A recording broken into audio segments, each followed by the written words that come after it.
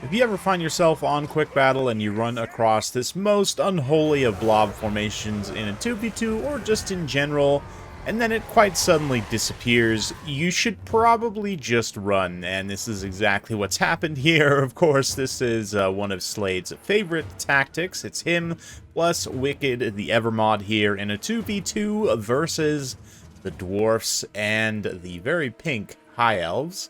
And yeah, what this is Night Shroud, the spell, which has now hidden all of these units in an AoE, giving them stock and unspottable.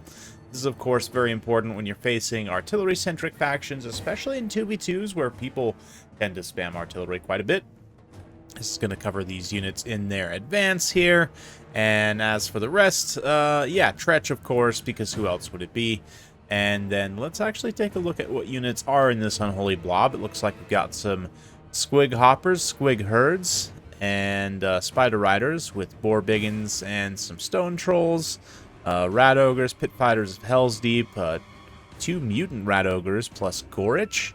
And then over here we've got 1 plague claw catapult as a distraction with a couple of Skaven slaves and some wolf rats to run distraction on that far side through wolf rats. As for the others, oh yeah, don't forget 8 peak loons, rusty arrows also in the back in a sneaky git position, ready to take out this artillery as soon as possible. 3 organ guns there. We've got some quarrelers and a front line of longbeards. Yep, fairly basic. Some dwarf warriors mixed in there as well.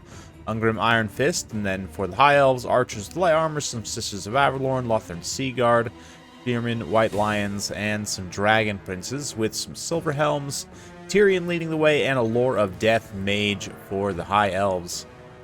So yeah, the stock and unspottable will kick in for quite a few of these units. Not all of them will actually get hidden, but I had a 1v1 from the last patch that I had planned to cast. I was actually going to make it into a short, just because it was a fairly short game.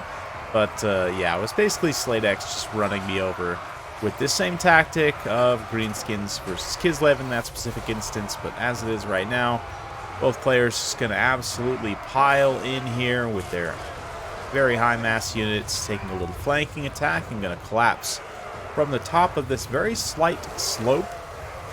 There's a small amount of hill space here, a little bit of a steeper slope over on this side.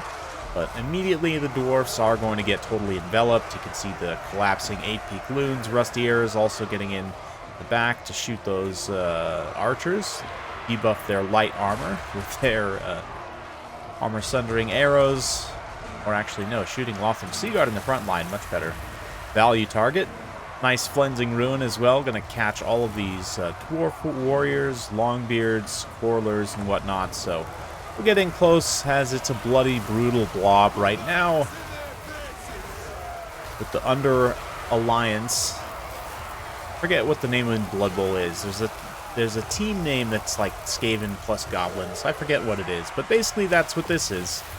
Most sneakiest of sneaks combining together to take out interesting Order Alliance. Let's say it may be an ancient Order Alliance.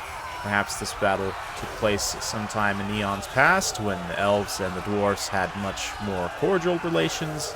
Just ignore the gunpowder units, and it actually kind of makes sense a little bit. Tretch also here tangling. A lot of this pocket for the dwarfs actually manages to hold. Ungrim leadership obviously being unbreakable. Dwarf warriors, longbeards all managed to hold out against the Greenskins assault. Start to push some of their units back. Did lose out their artillery though, and pretty much all of their range, so it's going to be up to those melee units to see if they can grind it out, which remains to be seen, certainly. The High Elves are suffering much worse due to their lack of armor. All these units just getting enveloped and overwhelmed. Gorich and his Rat Ogre bros having a grand old time just smashing up elves, sending them tumbling, playing, you know, table tennis. Gorich's engine rattling on as he moves about the battlefield. Squig herds and the squig hoppers, they do have not the best leadership, but they, like many Greenskins units, will fight in waves. And what I mean by that is they'll rout, they'll come back, fight again, take advantage of that charge bonus, rout off, and continue to repeat that process a few times. That is, if their leadership is able to be broken. At this point, the dwarfs are getting pretty low. The lack of slayers was definitely a huge problem for them. They got overwhelmed by a lot of these monstrous units and cavalry and whatnot, and at this point, things are getting pretty desperate for the Order Alliance here, as the two players kind of get separated and picked apart.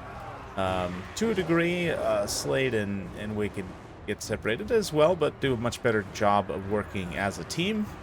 Probably are on voice chat together, or at least in chat together on Discord. Yeah, definitely coordination helps quite a bit, and having a plan and executing it well in 2v2 can go a long way. It doesn't always work out the best. If any of you guys watched my birthday stream for 2023, you'll know that Slade and I had a lot of fun. Didn't have the most success, but that's, I mean, I guess you define success differently. Having fun is successful, in my opinion. We didn't win a lot of battles, how about that? But we definitely had quite a bit of fun.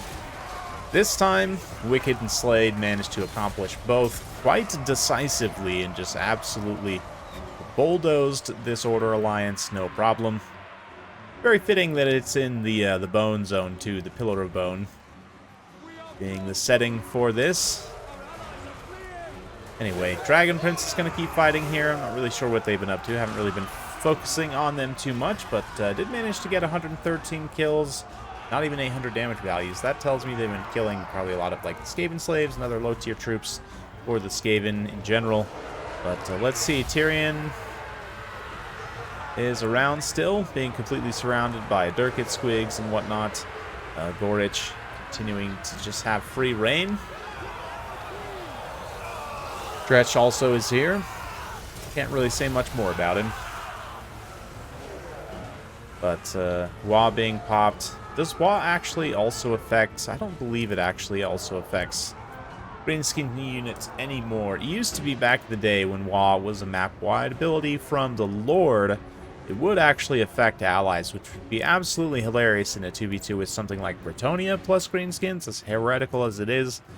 Giving that Wa to Bretonian Knights was quite strong situationally and definitely fun.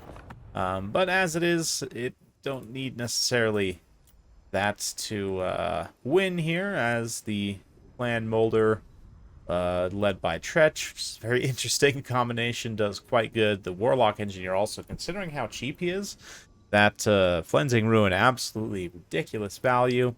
Yeah, the Mutant Rat Ogres do a decent job as well. 1,000 damage value on some Wolf Rats is also just fantastic, chasing some routing units there. For Slade, of course, Stone Trolls are just amazing, even when used in more of a standard way, but especially this type of fashion when they can be used with proper support that's able to get in there and taking relatively little damage on the approach. A lot of these units are going to pay for themselves with their armor-piercing anti-infantry versus the dwarfs. So we see that for the Squig Hoppers, 8-peak Loons, almost 1,800 damage value on them from some beautiful Fanatics casts. The Rusty Air is also shooting some arrows in the back, so just a spectacular performance from Slade and Wicked together. And on the other side, we have to acknowledge the effort by these players trying to withstand that assault. Silverhelms get some pretty good value counterattacking and taking out some of that artillery. The rest of the Hiles are going to struggle to a degree. One Archer with light armor is actually pretty cost-effective as well. Interesting choice to take Tyrion in 2v2s, but I don't necessarily hate it. For Mike Boss here, he definitely needed more Slayers. I would never leave home without Slayers, especially against any kind of faction that can take cavalry or monsters. Definitely Skaven fall into that category along with Greenskins, so need some Slayers there. And even just like 2 Slayers, 3 Slayers would have made a huge difference in being able to protect a lot of these troops. Likewise, again, 2v2 is a little bit tricky sometimes, depending on the build compositions. It can be a little bit harder to predict what to bring. But, I mean, again, a little bit maybe of an overinvestment in stationary range troops. Maybe, given that neither of these factions have flying tools, really, gyrocopters might have been a good play here in their ranged units that are up in the air. Much trickier for the Skaven or Greenskins to get at them. Obviously, hindsight's 20/20, but really the only thing in this build that could threaten gyros is like the Rusty Airs, maybe. So they would have had free reign to fire all of their ammunition. So again, just kind of got to think about those matchups. Greenskins light cavalry is also one of the best, if not the best, in the game, especially given their cheap cost and high volume. So again, protecting artillery can be really tricky. So just some food for thought when you're constructing builds against Greenskins, and or Skaven, and especially in 2v2s. It often requires a bit more experience with matchups and factions to kind of know their strengths and weaknesses and be able to assess together, how those might synergize or kind of play against each other.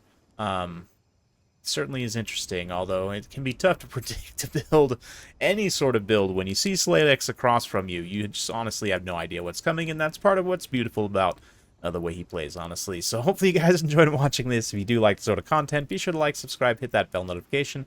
Every time I upload a new video, you'll be notified. Thanks again. We'll see you next time.